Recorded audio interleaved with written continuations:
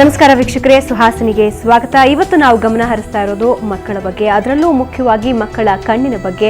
ಸಾಮಾನ್ಯವಾಗಿ ಅವಧಿಗೆ ಮುನ್ನ ಹುಟ್ಟುವ ಮಕ್ಕಳಲ್ಲಿ ಸಾಕಷ್ಟು ಕಣ್ಣಿನ ಸಮಸ್ಯೆಗಳು ಕಾಣಿಸಿಕೊಳ್ಳುತ್ತೆ. ಹಾಗಾದ್ರೆ ಈ ಕಣ್ಣಿನ ಸಮಸ್ಯೆಗೆ ಕಾರಣ ಏನು, ಏನೆಲ್ಲ ಪರಿಹಾರಗಳಿವೆ, ಏನೆಲ್ಲ ಮುನ್ನೆಚ್ಚರಿಕೆ ತಗೋಬೇಕು, ಇದೇ ವಿಷಯದ ಬಗ್ಗೆ ಇವತ್ತಿನ ಸುಹಾಸಿನಿ ಬೆಳಕು ಚೆಲ್ಲುತ್ತೆ. ಮತ್ತೊಮ್ಮೆ ಕಾರ್ಯಕ್ರಮಕ್ಕೆ ಸ್ವಾಗತ. ನಾನು ಭಾವನಾ.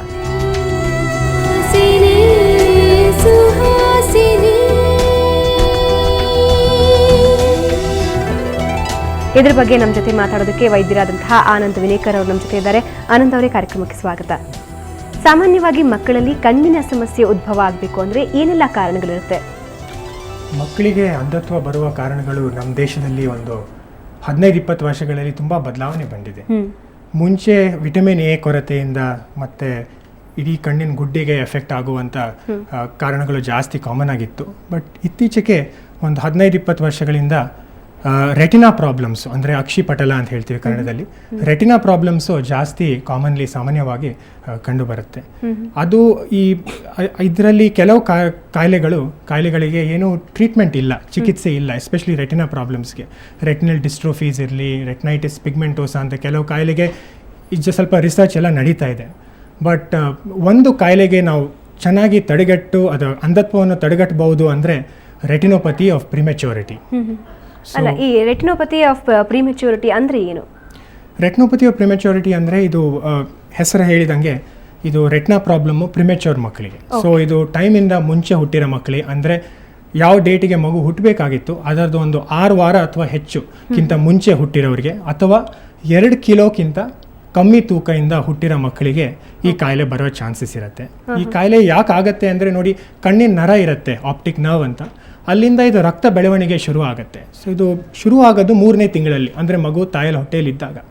ಬಟ್ ಇದು ಪೂರ್ತಿ ಬೆಳೆದು ಇಡೀ ನರಕ್ಕೆ ರಕ್ತ ಸಿಕ್ಕಬೇಕಾದ್ರೆ 9 ತಿಂಗಳು ಮಗು ಒಳಗಡೆನೇ ಇರಬೇಕು, ತಾಯಿ ಒಳಗಡೆನೇ ಇರಬೇಕು. ಸೊ ಟೈಮಿಂದ ಮುಂಚೆ ಹುಟ್ಟಿರೋ ಮಕ್ಕಳಿಗೆ ಈ ಬೆಳವಣಿಗೆ ಎಲ್ಲೋ ಒಂದು ಅರ್ಧ ಮುಕ್ಕಾಲು ದಾರಿಗೆ ಹೋಗ್ಬಿಟ್ಟು ನಿಂತ್ಕೊಳ್ಳುತ್ತೆ. ಒಂದ್ಸತಿ ಮಗು ಹೊರಗಡೆ ಬಂದಮೇಲೆ ಈ ನರ ಬೆಳವಣಿಗೆ ಎಲ್ಲಿ ನಿಂತಿದೆಯಲ್ಲ ಅದು ಮುಂದೆ ಹೋಗ್ಬಿಟ್ಟು ತನ್ನಷ್ಟಿಗೆ ಮುಂದೆ ಹೋಗ್ಬಿಟ್ಟು ತುದಿ ತನಕ ಹೋಗ್ಬಿಟ್ರೆ ಎಲ್ಲ ವಾಸಿ ಆಗುತ್ತೆ. ಬಟ್ ಇದು ಜಸ್ಟ್ ಅಬೌಟ್ 60-65% ಕೇಸಸಲ್ಲಿ ಆಗುತ್ತೆ. ಆಲ್ಮೋಸ್ಟ್ 35-40% ಕೇಸಸಲ್ಲಿ ಅದು ಸ್ವಲ್ಪ ಮುಂದೆ ಹೋಗ್ಬೋದು, ಅದಾದಮೇಲೆ ಒಂದು ಅಡ್ಡ ಬರುತ್ತೆ, ಅಂದರೆ ಮುಂದೆನೇ ಹೋಗಲ್ಲ. ಆ ಅಡ್ಡಕ್ಕೆ ನಾವು ROP, ರೆಟಿನೋಪತಿ ಆಫ್ ಪ್ರಿಮೆಚ್ಯೂರಿಟಿ ಅಂತ ಹೇಳ್ತೀವಿ. ಈ ಅಡ್ಡ ಎಷ್ಟೋ ಸತಿ ತನ್ನಷ್ಟಿಗೆ ವಾಸಿ ಆಗುತ್ತೆ, ಬಟ್ ಕೆಲವು ಸತಿ ಇದು ಎಸ್ಪೆಷಲಿ ಮಗು ಸಿಕ್ಕಿದ್ರೆ, ಜಾಸ್ತಿ ತುಂಬ ಕಮ್ಮಿ ತೂಕದಲ್ಲಿ ಹುಟ್ಟಿದ್ರೆ, ಜಾಸ್ತಿ ಬೇರೆ ಏನೋ ಇನ್ಫೆಕ್ಷನ್ ಮತ್ತು ಬಾಕಿ ಎಲ್ಲ ಆಕ್ಸಿಜನ್ ಅದೆಲ್ಲ ಬೇಕಾಗಿದ್ರೆ ಈ ಅಡ್ಡ ಜಾಸ್ತಿ ದಪ್ಪ ಆಗಿಬಿಡತ್ತೆ ಮತ್ತು ಇಡೀ ನರವನ್ನು ಕಿತ್ಕೊಂಡ್ಬಿಡತ್ತೆ. ಆವಾಗ ದೃಷ್ಟಿನೂ ಹೋಗ್ಬಿಡತ್ತೆ ಮತ್ತು ಮಕ್ಕಳು ಶಾಶ್ವತವಾಗಿ ಅಂಧತ್ವ ಆಗಿಬಿಡುತ್ತೆ ಇಂಥ ಮಕ್ಕಳಿಗೆ. ಸೊ ಕರೆಕ್ಟ್ ಟೈಮಿಗೆ ನಾವು ಅದನ್ನು ಕಂಡು ಹಿಡಿದು ಆ ಒಂದು ಪರ್ಟಿಕ್ಯುಲರ್ ಸ್ಟೇಜಿಗೆ ಅದನ್ನು ನಾವು ಟ್ರೀಟ್ಮೆಂಟ್ ಕೊಟ್ಟರೆ ಆ ಅಡ್ಡವನ್ನು ಬಿದ್ದೋಗುತ್ತೆ ಮತ್ತು ನರವನ್ನು ಎಲ್ಲಿ ನಿಂತಿದೆ ಅದು ಮುಂದೆ ಹೋಗಿ ಆ ನರವನ್ನು ಸರಿ ಮಾಡಿಸುತ್ತೆ.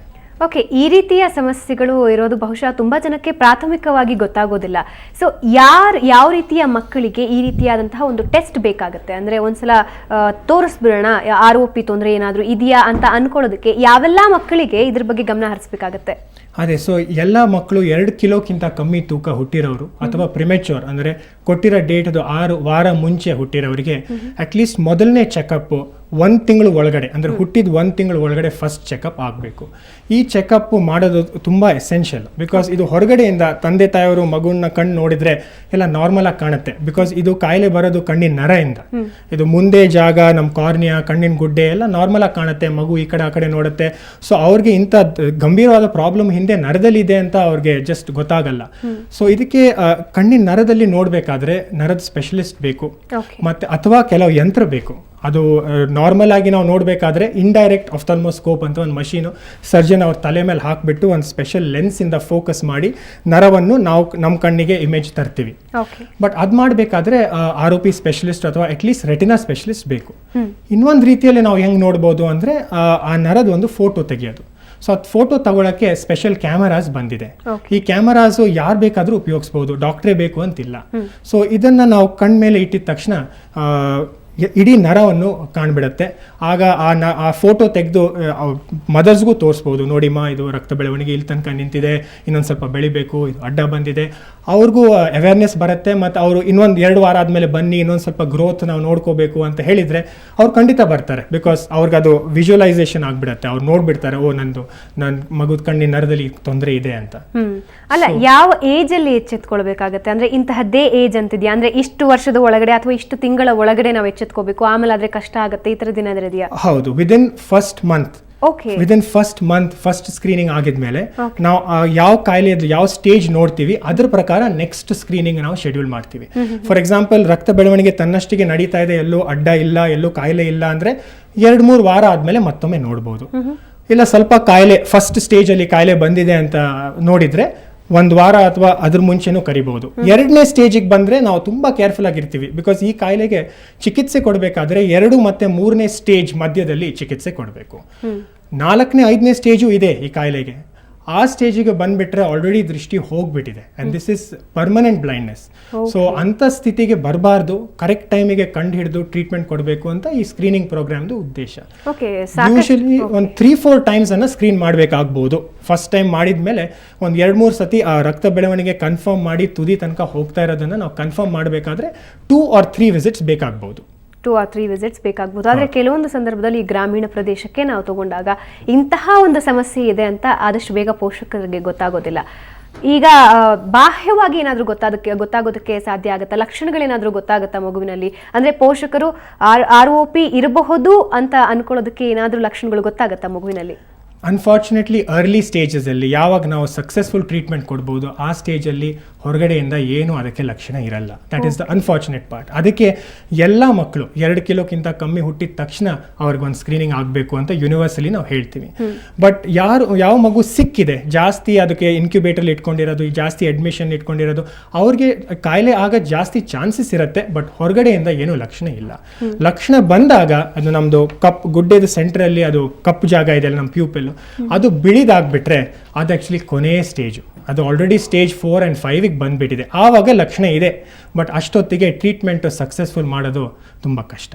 ಓಕೆ, ಕೆಲವೊಂದು ಸಂದರ್ಭದಲ್ಲಿ ಈ ಆಕ್ಸಿಜನ್ ಥೆರಪೀಸ್ ಇಂದ ಕೂಡ ROP ಬರುತ್ತೆ ಅಂತ ಹೇಳ್ತಾರೆ, ನಿಜಾನ? ಸುಮಾರು ಒಂದು 50 ವರ್ಷ ಮುಂಚೆ ಇದು ಕಾಯಿಲೆ ಫಸ್ಟ್ ಟೈಮ್ ಕಂಡು ಹಿಡಿದಾಗ US ಅಲ್ಲಿ, ಆವಾಗ ಇದು ಆಕ್ಸಿಜನ್ ಇಂದಾನೇ ಆಗಿದೆ ಅಂತ ಅವಾಗ ಒಂದು ಥಿಯರಿ ಇತ್ತು. ಅದು ಒಂದ್ ಮಟ್ಟಿಗೆ ಅದು ಸುಳ್ಳಲ್ಲ. ದ ಆಕ್ಸಿಜನ್ ಸುಮಾರು ಇಂಪಾರ್ಟೆಂಟ್ ಕಾಸಿಟಿವ್ ಫ್ಯಾಕ್ಟರ್, ಬಟ್ ಇದು ಒಂದು ರಿಸ್ಕ್ ಫ್ಯಾಕ್ಟರ್ ಅಂತ ಹೇಳ್ತೀವಿ. ಅಂದರೆ ಇದು ಸ್ಮೋಕಿಂಗು ಮತ್ತು ಲಂಗ್ ಕ್ಯಾನ್ಸರ್ ಆ ಥರ ಎಷ್ಟು ಅದರದ್ದು ಇಫೆಕ್ಟ್ ಇದೆಯಲ್ಲ, ಆ ಥರ ಆಕ್ಸಿಜನ್ ಮತ್ತು ROPಗೆ ಇಲ್ಲ.